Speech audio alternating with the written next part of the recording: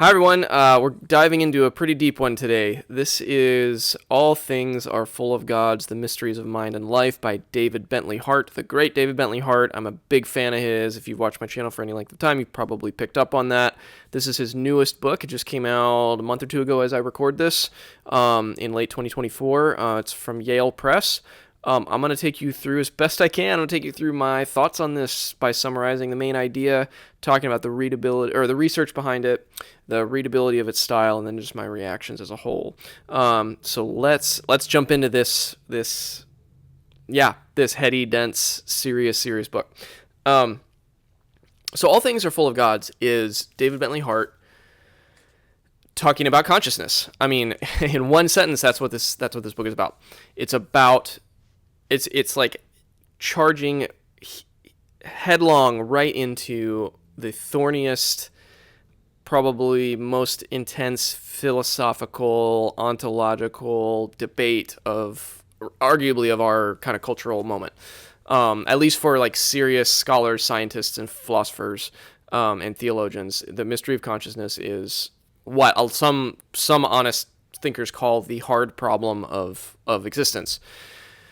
Meaning, how do you account for the existence of true consciousness in people and how do you account for the existence of consciousness at all? The fact that as Sam Harris says, the fact that the lights are on, the fact that we can think and reflect on the fact that we're thinking, and the fact that we can reflect on the mystery of that reality, and the fact that we can ask questions about what it even means. All of that stuff and so many more questions flow out of the mystery of consciousness, and so many ideas like panpsychism or strong emergence, flow out of these. So many theories that are put forward flow out of resolving the mystery of consciousness. Like how do you account for it if you don't believe in a God? How do you account for the fact that we're here and thinking? Or if you do believe in a God, how do you reconcile these ideas? How do these things get integrated into kind of a holistic account of being and existence? This is the stuff that All Things Are Full of Gods is about. It's about all of that. I mean, all of it. And I'll say some more about this in the readability, but the structure and the style of the book is important to know, because if you've heard everything I just said and you just thought, oh my gosh, I can't do a heady philosophical tome that's dry and analytical and bloodless. This is not that book, because this book is set up as a dialogue between gods. Between Greco-Roman gods. So it's written like a screenplay, actually, or a script, in that there are these characters who have lines, and you're just reading their lines as they discuss these questions. And so the gods in question are, the two primary characters are Hephaestus, who represents the naturalistic, mechanistic account that would be represented by atheists, many prominent atheists or naturalistic kind of materialistic scientists today. People like Daniel Dennett, for example. Hephaestus stands in for that view. And then Psyche is the god who stands in for what is presumably David Bentley Hart's views, which are defending a non-reductive, non-physicalist, non-mechanistic, non-materialist account. Or in other words, defending the idea that divine mind exists and accounts for reality from top to bottom, and our consciousness can be understood as participating in mind as such, in kind of mind at the bedrock of reality. Psyche defends that view, and then the other characters are Eros and Hermes, who kind of serve as interlocutors, who kind of jump into the debate at different points and times. But Hephaestus and Psyche are the two main characters. So getting into all that, because the format of this book does set it apart from other just straight philosophical treatises. It's still, I'll say more about this in a minute, it's still very philosophical. It doesn't make it a super easy read, but it is a different reading experience from just reading a dry analytical, persuasive kind of piece of argumentation. It's interesting because it's a dialogue, and you get a sense of these characters, and you get a sense of the ways they think, and you get the sense of even some of their emotions come out around the argument. And I think that it's a brilliant move by David Bentley Hart to cast it in that way, because he's getting at a more holistic kind of sense of the stakes of this conversation and how this conversation plays out in our modern day. You can tell he has no patience for the Hephaestus argument. Like, he really is set against that argument, and he critiques it quite intensely.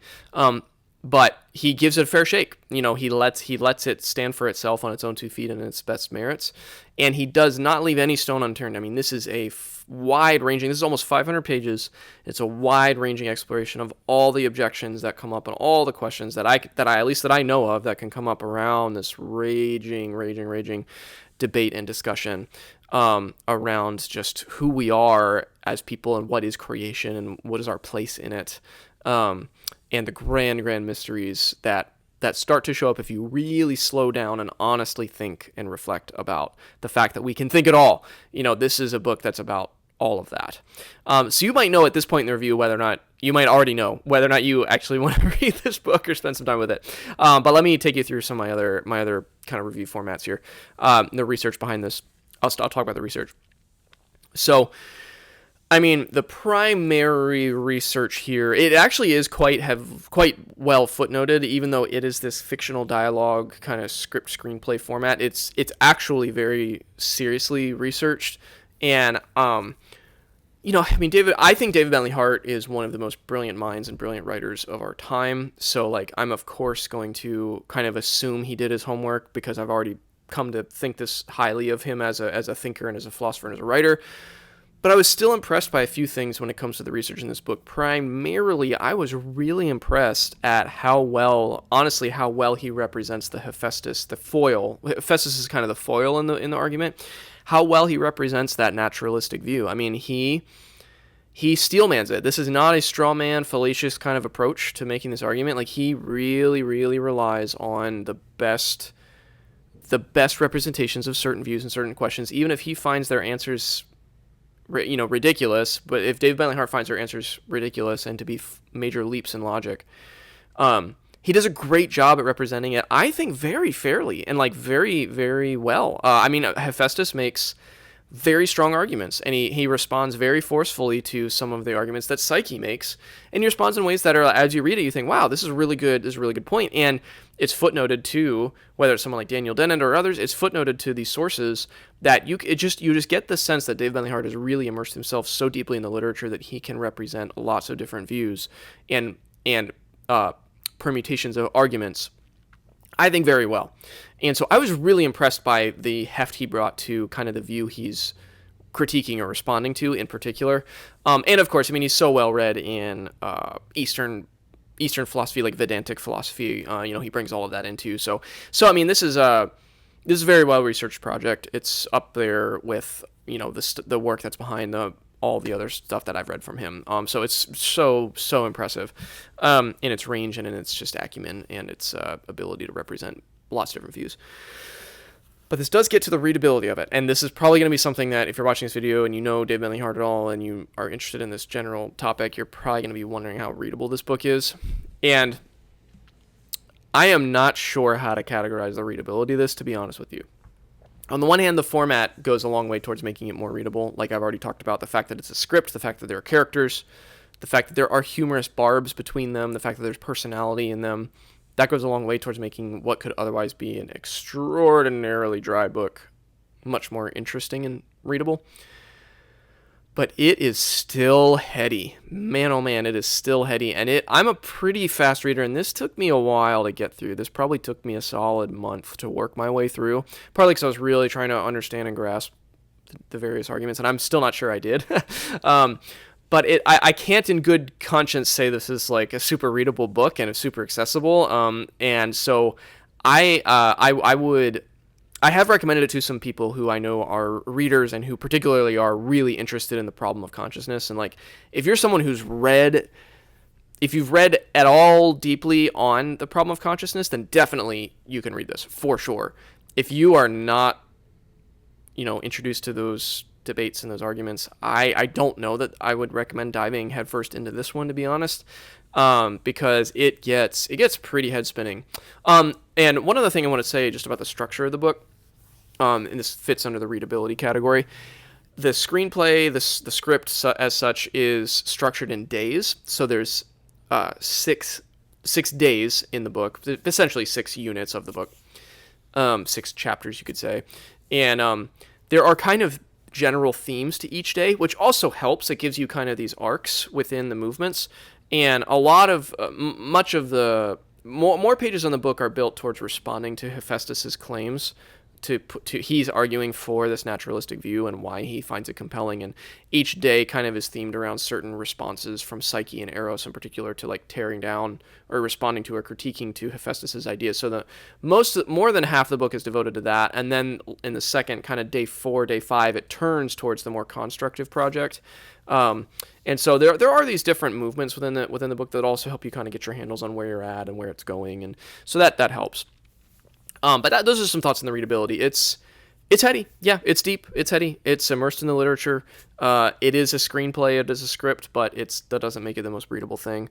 But it's still powerful, and that's going to lead to my reaction. Oh my gosh, I love this book. I loved this book. It's getting 5 stars for me for sure. It's on my like best books of the year list for sure. I'm still kind of reeling from it. I'm processing it. Not every part of the book was as equally compelling to me. There's one day, I think it was day 4 was the day of the 6 that I had the hardest time working my way through. There's some elements that when Hermes jumps into the debate, he gets really deep into philosophy of language and how language points towards mind. Some of that I had a little bit of a harder time getting traction with, but my goodness, the range of learning on display in this book and the ways that different arguments are given full room to breathe and be represented in their best possible kind of argumentation, and the critiques that are lobbed back and forth are so incisive. The experience of reading this is extraordinarily stretching and informing and compelling, actually. Like, I found myself moved at different parts, which I was surprised by. And I just think this is extremely important work, and particularly in our time, which is so, whether or not you agree with this is going to really, I guess, telegraph whether or not you will like reading David Bentley Hart, because he is very, he's an apologist of sorts for retrieving a pre-modern kind of view of the divine and creation and humanity. Not in the sense that he's against Enlightenment technology and Enlightenment advances and all the like great kind of humanistic gains that have been made in that, but he's against the philosophical move that has determined, in his view, against all logic and evidence, is just determined kind of on faith that naturalism is just the account for reality. And so once we determine naturalism is the way to go in Hephaestus's representation here, we've determined that writ large, and so now we're going to backfill all our arguments to make sure that naturalism makes sense. In other words, we've just decided there's no divine mind, so we're going to make sure we build our arguments up to try to account for the lack of divine mind.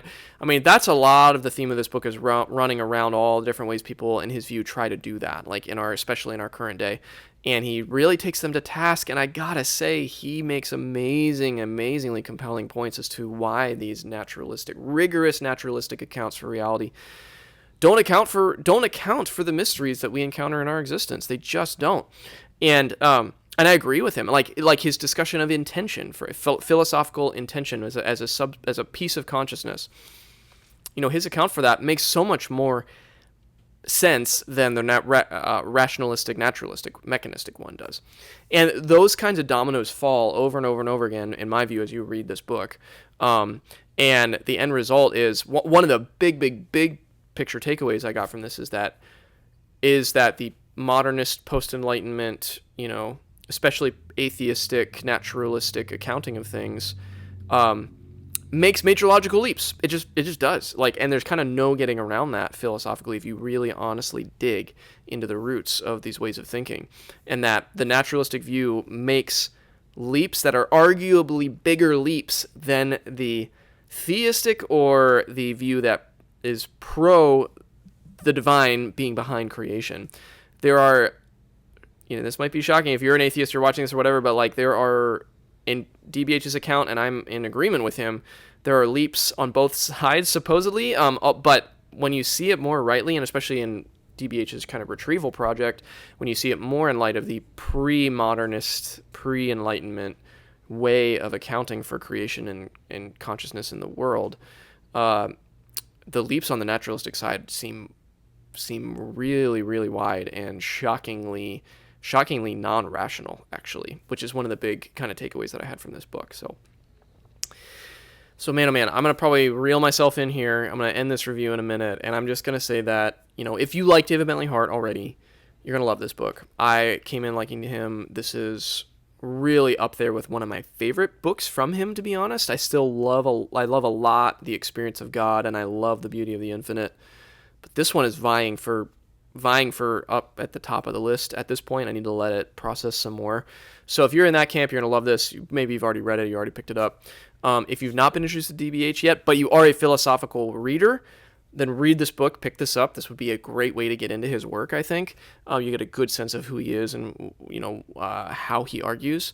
If you are not interested, if you're intimidated by the hard problem of consciousness, if you're intimidated by philosophical reflection, I don't think this is going to be a good book for you to spend time with, at least not right now. But if you acquaint yourself with some more, actually The Experience of God would be a better place to start with, I think, for him. If you're someone who's interested in that, I'd go there first, and then if you like that, then maybe get this. But I think this is a incredible work from an incredible thinker that I think, what do I know? I'm just a guy with a YouTube channel, but I think that if there's any writer who's producing philosophical work right now that stands the possibility of being read in 100, 200 years, I think it might be David Bentley Hart. And so it's one of the reasons I'm such a big fan of his, and I really, really encourage people to read his work and take him seriously, because he's kind of a living philosophical legend that's doing work that that has potential, like, major long-term impact. At least the potential for that. So those are my thoughts on All Things Are Full of Gods by the great David Bentley Hart. As always, thank you for taking some time to watch.